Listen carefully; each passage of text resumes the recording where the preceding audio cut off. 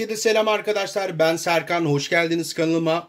Kurban Bayramı'nda yumuşacık, lokum gibi ağızda dağılan bir et kavurma yapmak isterseniz size mükemmel bir tarifim var. Tam 1 saat içerisinde et kavurmanız benim tarifimle yaparsanız sofranızda hazır olacak. Ben tabii çayımı da bakın demledim sizler gibi. Bayramlarımızın vazgeçilmezidir et kavurma.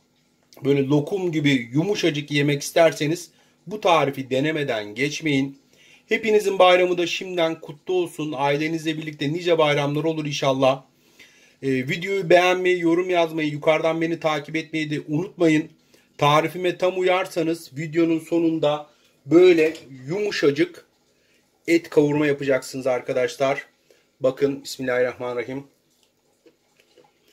Mükemmel oldu. Hadi başlayalım. Arkadaşlar nefis olmuş.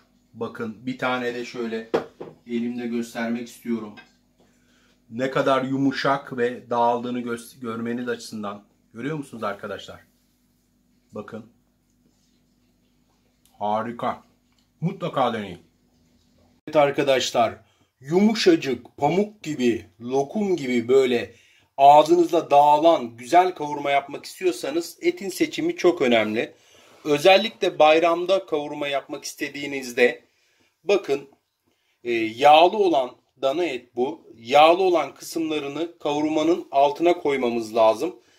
En yağlı bölgeyi seçin. Çünkü etin yağlı olması ve kendi yağıyla pişmesi çok büyük bir lezzet ve yumuşaklık verecektir kavurmaya. Bu da kuzu kuşbaşım. Eğer kuzu etinizde varsa mesela 1 kilo dana o yağlı, yarım kilo da kuzu kuşbaşım var. Bunu da ekleyebilirsiniz. Eğer kuzu etiniz yoksa sadece dana eti kullanacaksanız dediğim gibi en yağlı kısımlarını bu şekilde ayırmanız gerekiyor ki yumuşak bir lezzetli lokum gibi etiniz olsun. Et burada çok önemli seçmeniz. Şimdi ikinci önemli nokta da şu. Tencerenizi, aygazınızı alın. Boş bir şekilde iyice ısıtın. Elinizi şöyle koyduğunuz zaman sıcaklık elinize vurmalı. Şimdi önce ben kuzu kuşbaşım olduğu için bunu içerisine atacağım. Önce etimizi soteleyeceğiz arkadaşlar.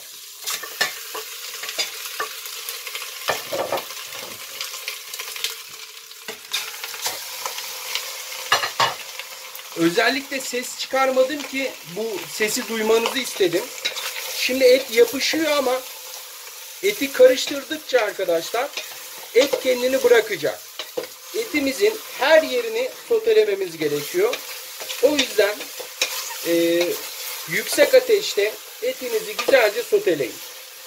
Yani hiçbir kırmızılık kalmasın ette. Her yeri sotelenmiş olsun.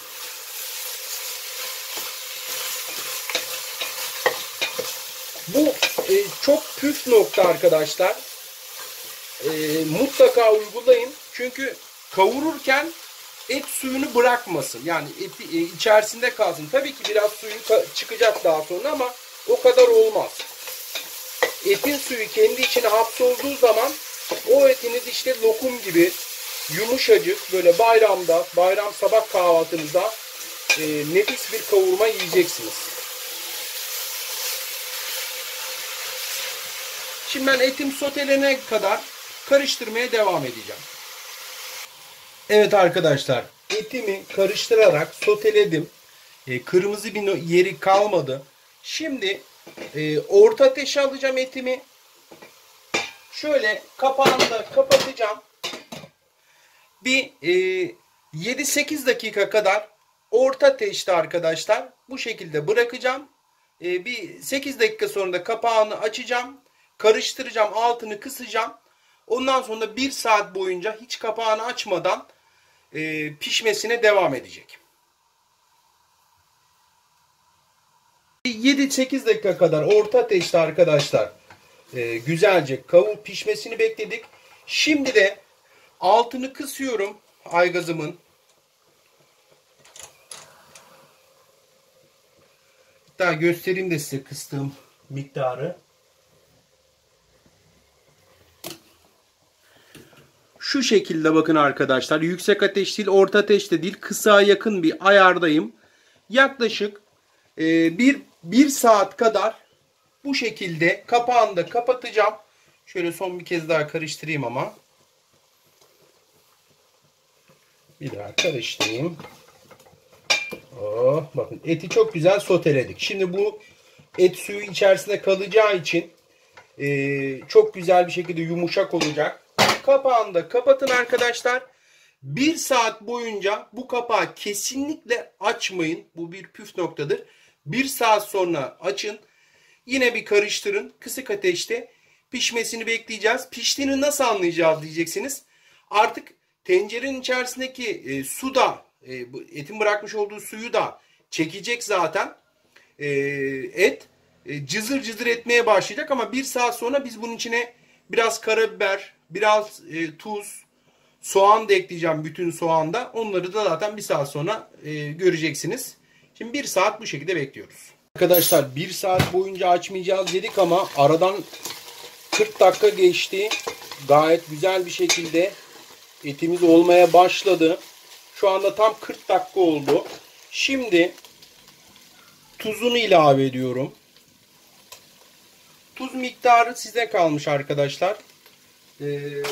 Ben 2 tatlı kaşığı, yani 1 yemek kaşığı kadar koydum. Daha az ya da daha çok koymak tabii ki size kalmış. Şöyle bir karıştıralım yine. Bakın etimiz müthiş suyunu çekti. Çok harika bir kıvama geldi. Biraz da yarım çay kaşığı kadar karabiber de ilave ediyorum. Yine şöyle karıştırıyoruz. Bir de arkadaşlar ben kavurmama şöyle soğan da ilave edeceğim. Bakın eğer seviyorsanız böyle benim gibi ilave de edebilirsiniz. Bir tane de koyabilirsiniz. Size kalmış. Şöyle soğanlarımızı en alta alalım. Ocağımız şu an en kısık ayarda arkadaşlar. Deminki kısıklıktan bile en kısık ayarı aldık. Biraz daha bekleyeceğiz. Ondan sonra da artık zaten kavurmamız hazır olacak. Yaklaşık bir saatte arkadaşlar bu şekilde kavurmanızı yapabiliyoruz. Şimdi kapağımı da kapatıyorum. Ocağım da en kısık ateşte. Zaten tencere cızır cızır etmeye başladığı anda hemen bir kontrol edin. Çatalla da bakacağız. Zaten sunumunu da yapacağım videoda. Arkadaşlar kavurmada şu anda toplam sürede 50. dakikadayız. Bakın suyunu çok güzel bir şekilde çekti. Şöyle yakında çekmek istiyorum size. Görüyor musunuz arkadaşlar? Suyunu tamamıyla et çekti çünkü sotelediğimiz için et suyun içerisinde bıraktı. Çok fazla bir su bırakmadı ve yumuşacık oldu. Şimdi bir de sunum yapalım. Şimdi çayımı da gördüğünüz gibi yan tarafta ben demledim. Şimdi kavurmamızı da alıyoruz. Bismillahirrahmanirrahim. Herkese şimdiden iyi bayramlar diliyorum arkadaşlar. Bakın. Oh. Vallahi nefis duruyor, nefis. Bir tane de bakın yumuşaklığını da test edelim size. Çatalımla. Bakın arkadaşlar. Görüyor musunuz? Şöyle bakın. Bakın ayırıyorum. Görüyor musunuz arkadaşlar? Nasıl ayrılıyor? Bakın. Bakın. Nefis olmuş bu arada. Şimdi ikinci tabağımızı da alalım.